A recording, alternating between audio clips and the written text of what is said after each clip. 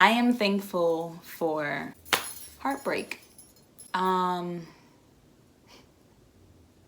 did not think I was gonna feel like this. I had the chance of being in partnership in a committed relationship with someone that I considered my family, someone I consider my best friend.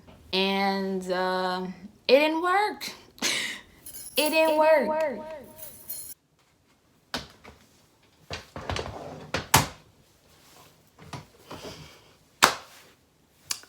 All right, pull up a chair. I'll wait.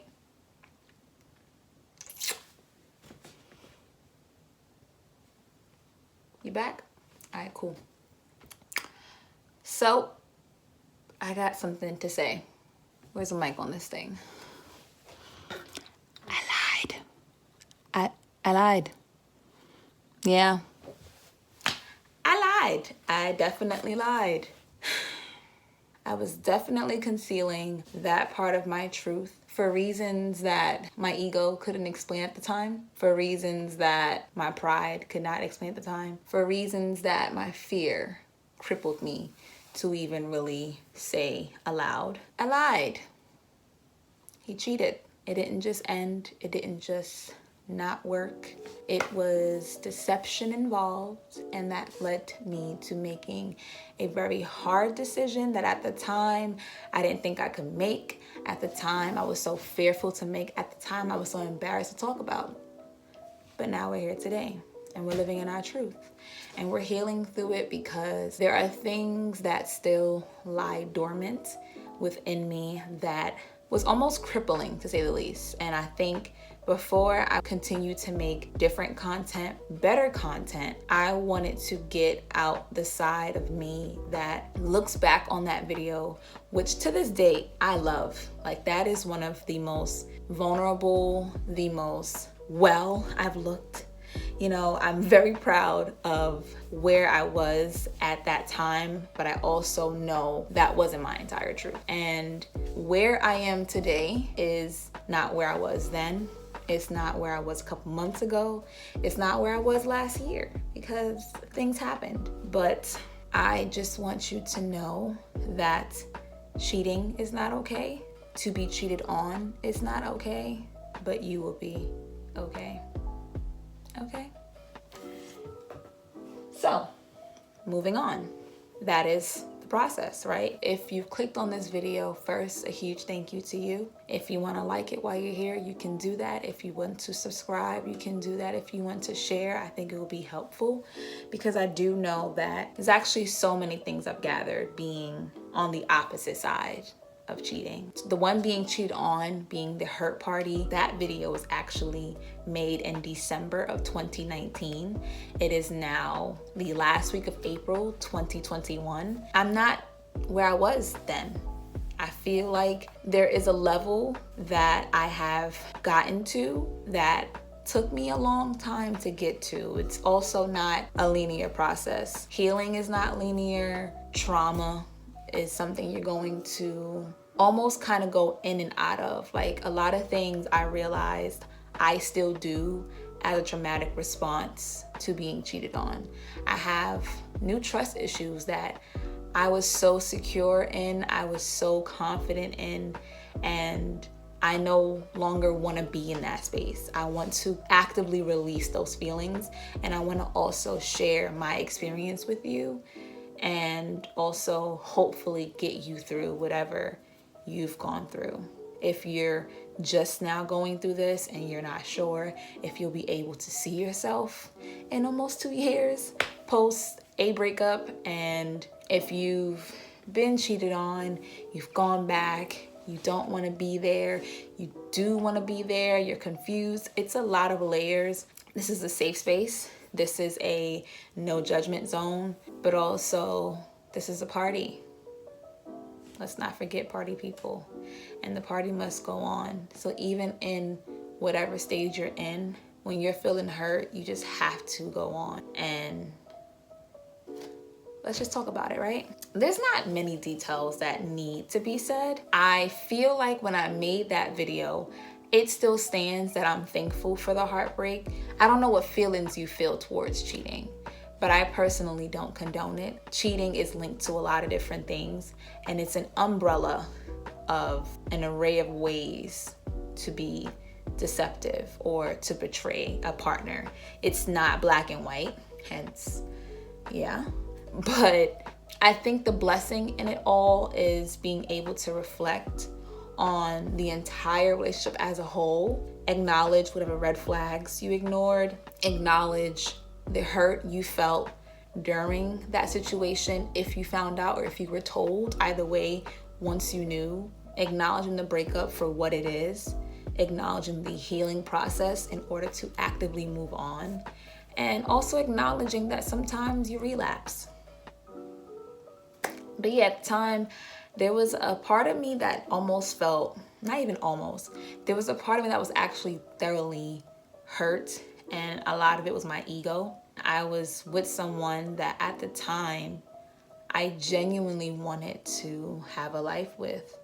We were childhood friends, disconnected, reconnected, our families knew each other. So it's like, to me, it's the ideal love story. It's like, oh shoot, like this has to work. We keep getting out of touch, getting in touch, like this is supposed to work. And that's almost where the betrayal makes it even more harder to digest, because you would think with knowing someone for so long, you can talk about any and everything, but sometimes some things run way deeper than what you can understand. The person that cheated on you doesn't always know.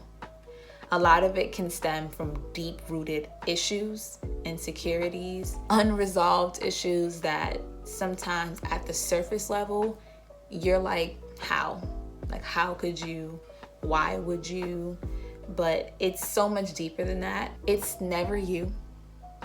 So please don't think it's ever you. I say that because it takes two to make a partnership work. It takes two to make any relationship you have with somebody.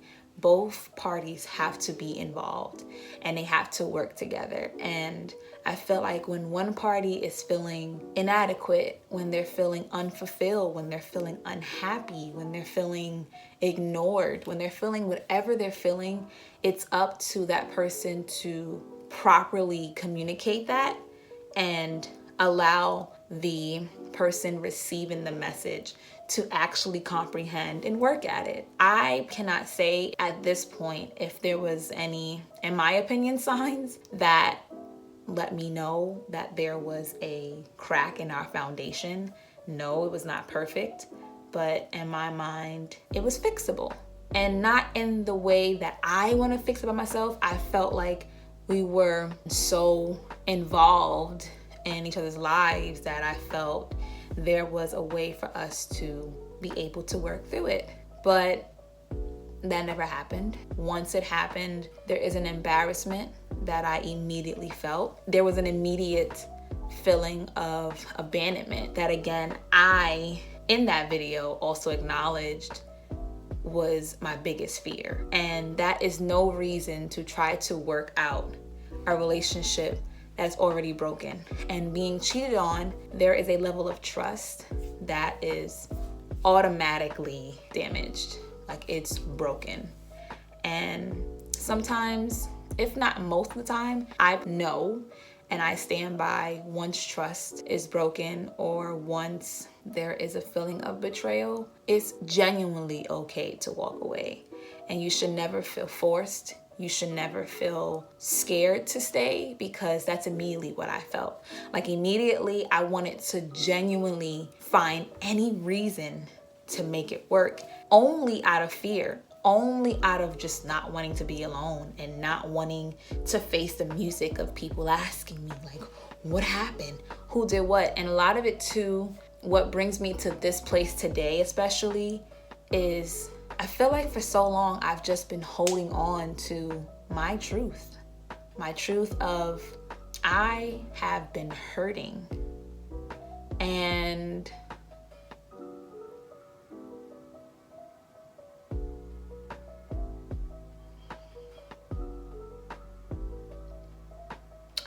I've been hurting in ways that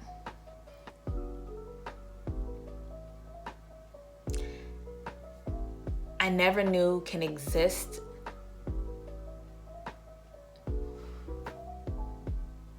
Because it almost now feels like I'm self-sabotaging. Like, I don't feel worthy of certain things. I don't trust that someone actually wants to work through. No. It almost feels like I'm self-sabotaging because my worthiness and my mind was compromised. My confidence, my self-esteem was chipped at. You know, being cheated on affects you on many levels that is not invalid because that's what you feel. But I want to remind you that's not your truth. You are worthy. You are meant to be with someone that sees and knows your worthiness. You're not an option. Yes, your partner needs to choose you, but you're not an option. You understand? You're a priority. First in your own life, you have to put yourself first, and you have to love yourself enough to understand that if something is not working and if something is broken, you do not have to fix it if you didn't break it. There has to be a level of a commitment on both sides. And when it was all said and done, I just felt like I wanted to fix it so much that I didn't feel like I was getting the lifeline that I needed. Like, it wasn't connecting anymore. It was actually pretty saddening. I lost a lot of weight. I cried for days. I just could not understand when, where, why, and how, or what happened. And I'm sure if you've been through this, you feel the same way. I just wanted to also be authentic in the fact that it then led to one of the most empowering times of my life where I had to pick myself up by myself. And many a times, if that meant crying it out, writing it out, sleeping it out, I just needed to do something to get back to what I once knew, but a more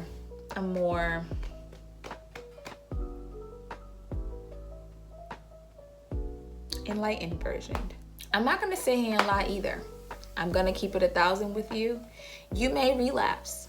A breakup, especially when something traumatic happens, it's almost like, first of all, the physical feelings, the mental feelings, they're real. Your body goes through a withdrawal, which scientifically, you can look it up. I would have all the facts, but this is not the video for that. But your body goes through a lot when you are so engulfed in a relationship that almost becomes a part of your everyday life. If not, it is a part of your everyday life and it no longer is. There's a death that happens. That process is literally like a literal death that you have to go through. And after the withdrawal, you just might relapse. And between you and I watching, I relapsed. I did. I relapsed. Temporarily, it feels good. It was a good ego stroke. It was a good time.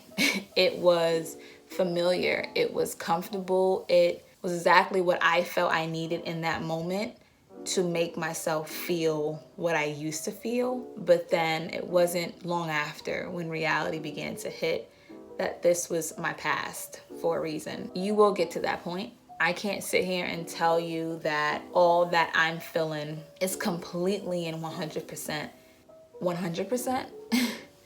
But I can definitely tell you in making this video, I want to remind you that it will get better, that it is not the end of the world, that in seeing your worth means walking away and putting yourself first and loving yourself so much that you do not feel the absence of a person that does not know how to love you back. I can leave you with a lot of things, but I just want to leave you with an I love you, letting you know that it's best to live in your truth, grow through your pain, and remind yourself that it will be okay.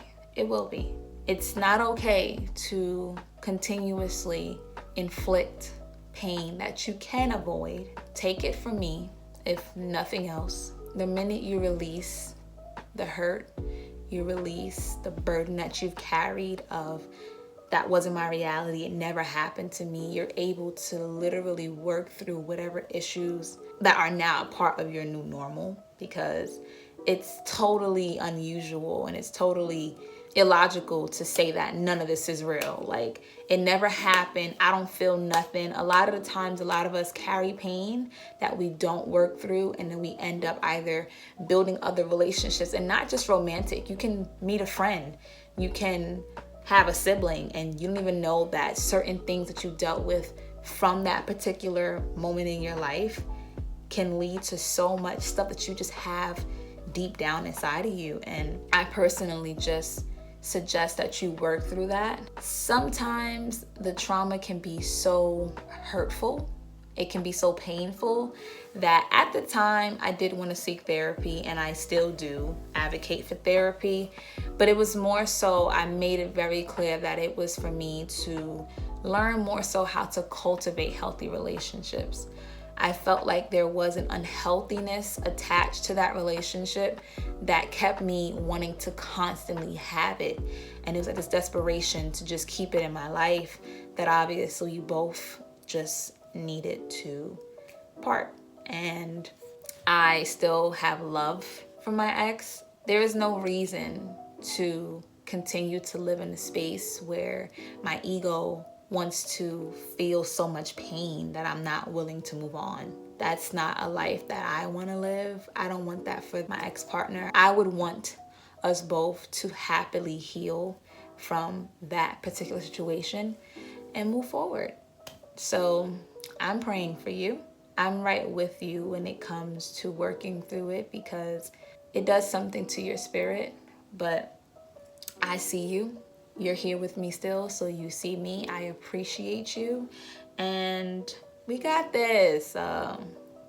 We got this, y'all. It's on to bigger and better. Has nothing to do with the person.